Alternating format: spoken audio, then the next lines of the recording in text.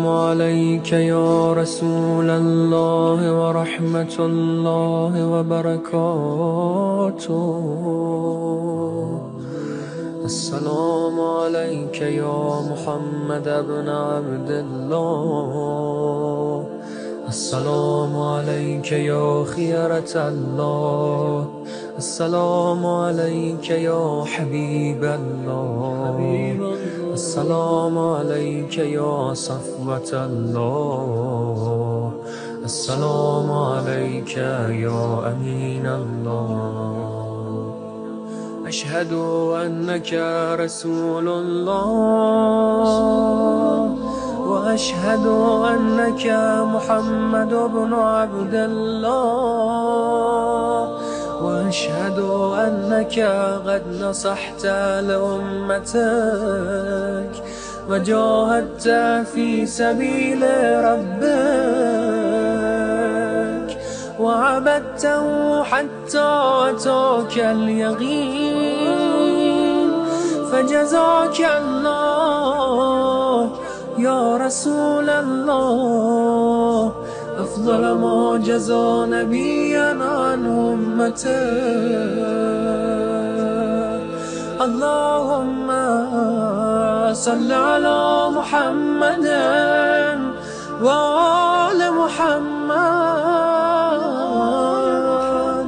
أفضل ما صليت على إبراهيم وآل إبراهيم إنك حميد مجيد.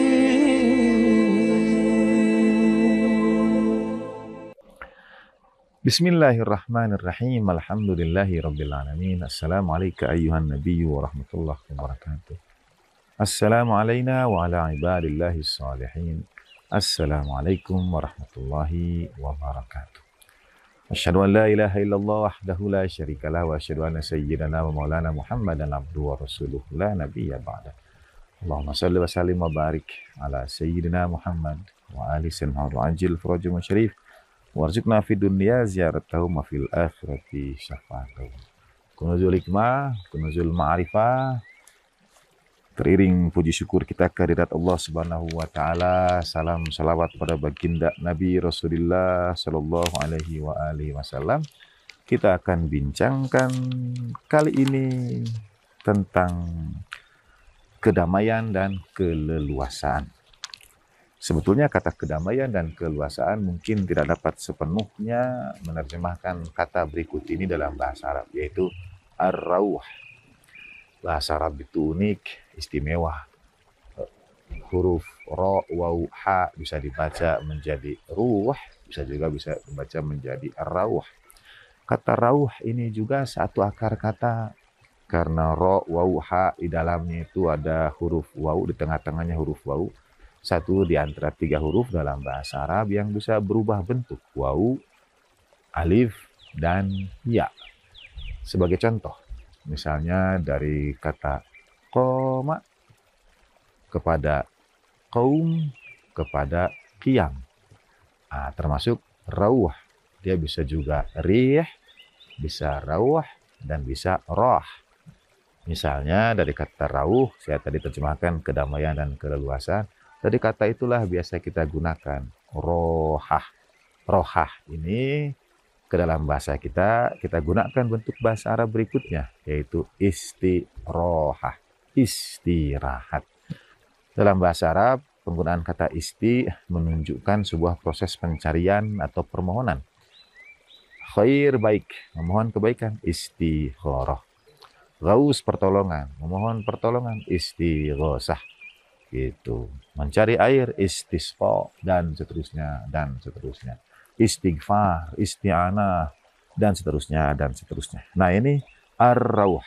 Ya, dari kata rohah tadi. Jadi saya terjemahkan kedamaian dan keleluasaan. Sungguhnya istirahat yang kita maknai istirahat, itu adalah istirahat ketika kita leluasa, ketika kita dalam tanda petik quote unquote lepas dari rutinitas kita selama ini. Saudara mungkin bisa menjadikan berada di alam terbuka seperti ini juga sebagai sebuah rauh, sebagai sebuah rohah, sebagai sebuah istirahat. Nah, Sesungguhnya istirahat yang terbaik itu yang seperti apa? Damai, istirahat yang mendatangkan kedamaian, keleluasan. Itu yang seperti apa? Apakah saudara mungkin istilah anak-anak sekarang, rauh itu healing, ya. Jadi healing. Itu apakah jalan-jalan ke tempat seperti ini, ya, tempat terbuka, lihat pemandangan, atau mungkin menikmati wahana, mencoba apakah para layang kah, ATV ya, atau apapun itu, apakah demikian? Nah, sebuah riwayat dari Sayyidina Ali bin Abi Thalib karramallahu wajhah. Arwahur rauh. Jadi sebaik-baik rauh, keluangan, kelapangan, keleluasan, kedamaian, kemudahan, apapun itu kita terjemahkan padanannya dalam bahasa Indonesia, atau sebaik-baik istirahat. Kira-kira apa, saudara? Sebaik-baik istirahat, sebaik-baik healing, sebaik-baik refreshing. Itu apa? Sekali lagi pilihannya mungkin wisata kuliner, wisata religi, atau bentuk-bentuk wisata lainnya. Arwahur rauh, sebaik-baiknya rauh, rohah, istirahat. Menurut Sayyidina Ali bin Abi Thalib karramallahu wajhah, diriwayatkan dalam Al-Kafi hadis 243. Mesti merujuk pada babnya semestinya. Arwahur rauh, sebaik-baiknya istirahat. Menggunakan bentuk superlatif sebetulnya. Jadi seistirahatnya istirahat. Istirahat yang paling istirahat. Yang paling refresh kita adalah al-ya'su minan nas. Kebebasan hati kita dari bergantung, dari memerlukan manusia yang lainnya. Jadi kata Sayyidina Ali, bukan datang ke tempat untuk healing, bukan menikmati jamuan dan sebagainya. Istirahat yang paling baik bagi ruh kita ketika kita terlepas dari kebergantungan pada manusia. Untuk itu sebuah cerita ketika Imam Ja'far alaihissalatu wassalam ditanya oleh Imam Sajjad alaihissalatu wassalam, ditanya oleh sahabatnya Abu Hamzah yang doanya kita baca di malam-malam bulan suci Ramadan, doa Abu Hamzah As-Sumali.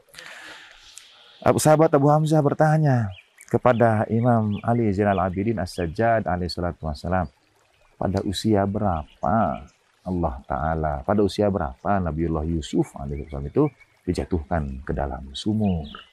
Itu cerita yang Al-Quran sebut sebagai kisah yang paling indah. Kita tahu ceritanya. Jadi saudara-saudaranya itu menjatuhkan Nabi Yusuf ke dalam sumur. Itu usia berapa? Al-Quran kan tidak menyebutkan berapa usianya. Nah, ditanyakan oleh sahabat Abu Hamzah.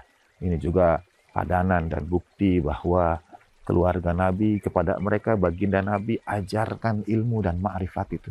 Sekarang mungkin kalau tanya secara umum, saudara saya tidak baca riwayat juga, saudara tanya pada saya, usia berapa Nabi Yusuf dijatuhkan ke dalam sumur, saya tidak akan mengetahuinya. Dari Imam Sajjad alaihissalam jawabannya adalah usia 9 tahun. Ada usia yang tentu para nabi Allah Ta'ala istimewakan. Pada usia anak-anak pada umumnya 9 tahun sendirian, kesepian, kedinginan, kelaparan, berada dalam situasi seperti itu. Tetapi ternyata Nabiullah Yusuf alaihissalam berada dalam ketenangan, dalam keleluasaan, dalam kedamaian, dalam rauh itu, dalam istirahah itu. Karena ia tidak menggantungkan dirinya pada manusia. Ia menggantungkan dirinya pada Allah Subhanahu wa Ta'ala. Ketika ia ditarik keluar dari sumur itu, lalu seseorang melihat, ini anak sepertinya berbeda, ini anak sepertinya unik, dan lain sebagainya. Pada hati Nabi Yusuf alaihissalam tersirat. Ini diriwayatkan saya dalam Majmu'ah Warram. Nabi Yusuf kemudian menyampaikan kalimat, barang siapa yang hatinya bergantung pada Tuhan, tidak akan pernah didera kesepian, kesendirian, dan kesengsaraan. Semoga itu mengilhami, menginspirasi kita semua menemukan makna rohah yang sesungguhnya. Wassalamualaikum warahmatullahi wabarakatuh.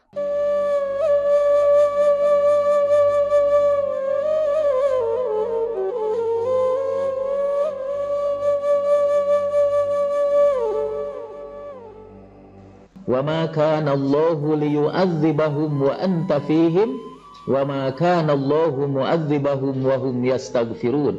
Surat Al-Anfal ayat 33. Allah tidak akan menurunkan azab kepada mereka selama engkau Muhammad berada di tengah-tengah mereka. Dan Allah tidak akan menurunkan azab kepada mereka selama mereka membaca istighfar. Jadi kalau bapak-bapak dicegat kerusuhan nanti tengah jalan karena demonstran-demonstran yang mulai liar, bacalah sholawat kepada Nabi Sallallahu Alaihi Wasallam dan bacalah istighfar. Dan biasa kadang-kadang digabungkan itu sholawat dengan istighfar itu kan, seperti dalam Ya Rabbi bil Mustafa baligh maqasidana waghfir lana ma madha ya wasi'al karami. Itu sholawat, tapi juga di situ ada istighfar. Ya Rabbi bil Mustafa, duhai Tuhanku dengan Al Mustafa, baligh maqasidana, sampaikan kami kepada tujuan kami. Waghfir lana ma madha, ampunilah dosa-dosa kami yang lalu. Ya wasi'al karami, wahai yang paling luas karunia-Nya. Itu digabungkan dua-duanya. Kan ada ibu-ibu kan suka menina-bobokkan anak-anak itu. Kalau dulu saya sih menina-bobokkan anak-anak saya dulu ketika masih badung mungkin. Saya menina-bobokkan anak-anak saya itu dengan lagu-lagu country. Enak betul gitu. Sekarang enggak lagi. Saya pakai sholawat-sholawat itu untuk menina-bobokkan cucu saya sekarang. Untunglah setelah dia jadi besar, kemudian dia dibesarkan dalam sebuah komunitas yang sangat membesarkan sholawat kepada Nabi Sallallahu Alaihi Wasallam. Dulu dia pernah bekerja di sebuah penerbitan dan sangat dicintai oleh anak-anak buahnya di penerbitan itu. Ketika dia meninggalkan penerbitan itu, anak buahnya menulis kenang-kenangan dengan membuat lukisan. Dan di antara kenang-kenangan yang paling mereka ingat ialah kata kebiasaan anak saya itu kalau naik mobil, turun mobil selalu mengucapkan Allahumma sholli ala Muhammad wa ali Muhammad. Kita ingat sholawatnya itu aja. Saya bayangkan anak cucu saya nanti yang sering Ya Rabbi bil Mustafa, mungkin lebih sering lagi membaca sholawat kepada Nabi Sallallahu Alaihi Wasallam. Nah, membaca sholawat itu menghadirkan Rasulullah Sallallahu Alaihi Wasallam di dalam kehidupan kita. Dulu ibu dan bapak-bapak, kalau ada seorang anak baru lahir di zaman Nabi dulu, anak kecil itu, bayi itu dibawa menemui Nabi Sallallahu Alaihi Wasallam. Lalu Nabi mendoakan anak itu sambil mentahnik. Mentahnik itu mengusap dengan jemarinya kepada langit-langit bayi itu. Kemudian diusapkan ke dahinya. Sampai ada buku memuat daftar para sahabat Nabi yang kecil-kecil itu yang pernah didoakan oleh Nabi Sallallahu Alaihi Wasallam dan pernah ditahnik. Itu biasanya di dahinya masih kelihatan bekas tahnikan Nabi itu seumur hidupnya. Mereka merasa bahagia karena pada tubuh mereka pernah diusapkan jari jemari Rasulullah Sallallahu Alaihi Wasallam. Nah, sekarang ini ada anak baru lahir dari keluarga kita, dan kita ingin juga mendapat doa Rasulullah Sallallahu Alaihi Wasallam. Karena tidak mungkinlah Rasulullah itu hanya mendatangkan rahmat bagi para sahabatnya saja. Rasulullah itu adalah rahmat bagi kita, dan bahkan Rasulullah itu rahmat bagi seluruh alam. Wa ma arsalnaka illa rahmatan lil alamin. Jadi tidak mungkin Rasulullah hanya mendoakan anak-anak para sahabat yang sezaman dengan beliau. Rasulullah juga mendoakan anak-anak kita, cucu-cucu kita, yaitu dengan kita undang Rasulullah Sallallahu Alaihi Wasallam datang ke tempat kita dengan membaca sholawat dan salam kepadanya. Itulah sebabnya dulu para ulama dulu itu kan menganjurkan kalau ada anak yang baru lahir, diadakanlah kan marhabaan, dibacakan sholawat kepada Nabi.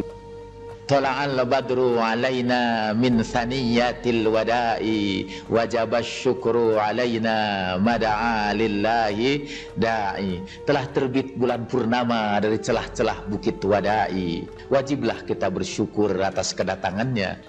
Selama berdoa kepada Allah semua para pendoa. Dulu itu diucapkan oleh para sahabat Nabi ketika menyambut Nabi datang. Ketika Nabi datang ke Madinah, Nabi datang melalui celah-celah bukit Wada'i. dan para sahabat naik pohon-pohon kurma menunggu kedatangan Nabi. Begitu mereka lihat Nabi mulai datang dari celah-celah Bukit Wadai, lalu mereka mengumandangkan lagu itu, Tola'al badru alaina ya min thaniyatil wada'i. Nah sekarang itu dilazimkan kalau ada anak yang baru lahir, kita sambut dengan membaca sholawat kepada Nabi Sallallahu Alaihi Wasallam. Dan ketika semua berdiri karena asumsi kita bahwa Nabi hadir di situ, anak itu kan diedarkan, kemudian masing-masing menggunting, membacakan, dan di situ dianjurkan tidak usah baca doa macam-macam, baca saja sholawat kepada Nabi Sallallahu Alaihi Wasallam. Kita bayi diberikan tuh, jangan mikir doanya apa ini ya, sampai ada yang tidak mau mendoakan bayi itu karena tidak tahu doanya apa. Padahal doa yang disunahkan di situ ialah membaca sholawat dan salam kepada Nabi Sallallahu Alaihi Wasallam, supaya Nabi ikut serta mendoakan anak kita itu.